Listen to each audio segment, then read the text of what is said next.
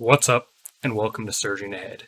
This is Brett, and today I want to talk about the NHTSA investigation into Tesla's Autopilot stack and accidents, mostly involving stationary objects.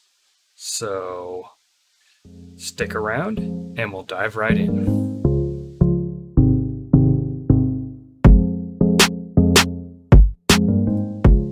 So we'll start a story off by looking at a article from the apnews.com in which they say U.S. probing autopilot problems on 765,000 Tesla vehicles.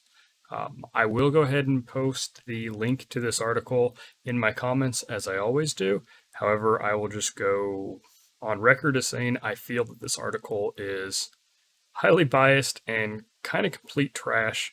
Really, they just spend a whole lot of time bashing Tesla's Autopilot. If you want to read it, feel free to do so. I do not recommend the article. However, I will go to the meat here of what's actually happening in the investigation. So in these quotes here, they say, the investigation will assess technologies and methods used to monitor, assist, and enforce the driver's engagement with the dynamic driving task during autopilot operation, NHTSA said in its investigation documents. In addition, the probe will cover object and event detection by the system, as well as where it is allowed to operate. NHTSA said it will examine contributing circumstances to the crashes, as well as similar crashes. Okay, but what are we actually talking about here? What's happening? So, Tesla's autopilot system has gotten into approximately 17 accidents, which they're investigating here. Most of them with vehicles that were not moving, some of them with vehicles that crossed the road, and autopilot just did not detect them. Almost all of these autopilot accidents are actually a result of known weaknesses in radar. It has very little to do with the autopilot system itself and more to do with what happens when you're using radar to detect objects in front of you. It's very difficult to identify if an object is real or not, and even in the instructions here, it says Teslas will not stop for objects that are not moving. It just don't. There is no rejection of those types of images. In Andre Karpathy's most recent talk about Tesla Autopilot, which I have made a video about before. I'll go ahead and link that here now. And if you want to watch that, in that video, Andre talks about how with the latest vision versions of Autopilot, they are actually able to detect stationary objects through the cameras and avoid accidents, which with previous versions they would have hit because they would not have been able to reject the object in time. So I think we're actually making progress along those fronts, and hopefully we'll see that in all vehicles sooner rather than later. But I don't think that's really the focus here. I think if they're really looking at that and trying to say vehicles with TAC can hit stationary objects, I think that's sort of an obvious thing, and I think almost all vehicles on the road that have any sort of driver assistance features along these lines have similar issues. And if they want to expand the scope to do that, I really think that would suppress innovation, and quite honestly, more often than not, the suites help you by avoiding accidents, so I think that may be a bit of overreach, and I just don't think they'll really go after them for that. But what I think they may go after him for are two different things. And one of them, I think, would be truly unfortunate, but I guess it could happen, which would be the where autopilot can be safely engaged. I personally use it on almost all roads with dividers. I just find it convenient. I know it's not supposed to necessarily be used in the city, but I still pay full attention to what's going on, and when I'm just going in a straight line and only doing stoplights and stop signs and not doing much, it's kind of nice to be able to just let the car handle the majority of the driving. I think it would be really unfortunate if Teslas were no longer able to do that and only were able to operate on interstates and highways, but as a result of this investigation, I do believe it's possible that they could restrict where you're able to access or to enable autopilot. I'm hoping that doesn't happen, but I guess we'll see. But I think the major focus of this investigation is going to be on driver monitoring technology and Tesla's clear lack of driver monitoring. I'm just going to say it as someone who uses autopilot all the time. The steering wheel method of detecting whether I'm paying attention or not is crap. It does not work. I mean, it works in that it can tell if I have pressure on the steering wheel, but that does not indicate in any way, shape, or form whether I'm paying attention.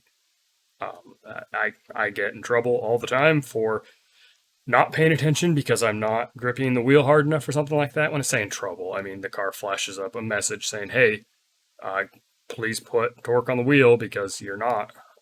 When I am, in fact, holding the steering wheel. Or there are other times where I may be holding the steering wheel and glancing away at the screen or doing any one of a number of things. Or you've seen the terrible tests from Consumer Reports or whatever else where they went to extraordinary means to fool the car into believing someone was actually driving when they weren't. And all of that comes down to, quite frankly, Tesla's driver monitoring system is not good enough. And I think what Tesla was aiming to do was make it not be necessary because they really thought they would be at level 5 full self-driving by now. And they're just not. And watching the full self-driving beta videos, it looks amazing. I would love to be testing it, but it does not look anywhere near level 5 ready to me. In fact, the more I watch it and the more I see just all of the crazy things that can happen on the road, I just can't imagine it's ready really anytime soon. Not true level 5. So driver monitoring is going to have to be a thing, I think, for quite a while. So when you start looking at that and you look at what Tesla has for that system, I do believe there is a real risk here. So I went ahead and I put together a bit of a spreadsheet.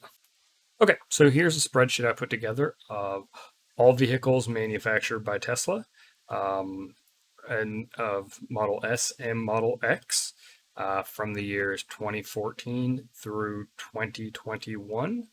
In the 2021, this is not all vehicles manufactured in them. These are the vehicles that Tesla made in 2020 still, but sold in 2021. And the reason this is important are these are all of the vehicles Tesla has built that does not have a driver monitoring or a camera that can monitor the driver already built into it, which is, in my mind, the actual risk to exposure here. At that number, we're looking at 400,659, and this is, I know that's an exact number, but it's still approximate. I got these figures from Wikipedia for the Model X and S up through 2018, at which point they started combining their numbers. So I had to get them from the ir.tesla.com. And I liked them broke out here because it does kind of help show where they're at. But once I started combining them, I just had to get them from the sheets and add them all up so they could get the total numbers. Regardless, about 400,000 vehicles that Tesla has built that have no driver monitoring in them at all. Now, what's going to be interesting on this is the scope of the decision on what they think might be required for driver monitoring. Because if they come out and say that every vehicle which has TAC functionality, traffic away or cruise control functionality, needs to have an active camera monitoring the driver, that the scope of that gets opened up to be a significant number of vehicles far beyond Tesla that have no real form of driver monitoring in them. So I think if they were to require some sort of recall in order to have driver monitoring on vehicles, we're probably looking at a significantly smaller number than that. Maybe looking at 20 to 30% of that for actual uptake in autopilot purchases. And I realized that at some point in 2020, Tesla started getting standard autopilot out on all vehicles. So, this 57,000 probably stands. So, maybe we're looking at 60,000 and then 20% of 340. So I don't know. Maybe we might be talking maybe half that, maybe even less, 200,000 vehicles which have the Autopilot suite in them and don't have any kind of driver monitoring. In which case, you're talking 200,000 vehicles, maybe, I don't know. You have to imagine it's at least a couple $100 per car to get that, to get a full Autopilot camera up there to monitor the driver and all their actions. And, maybe only $50 to $100 worth of parts, but that's a few hours of labor you have to, I would guess, for each vehicle to get that installed.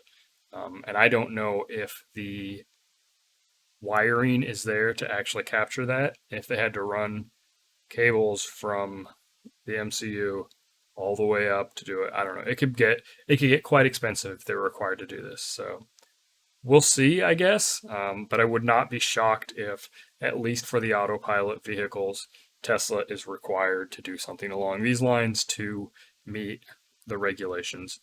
And I'm not even sure that that's a bad thing. I think the driver monitoring situation, if they were to allow each driver to have, that camera, we may actually be able to see a level 3 implementation instead of just level 2.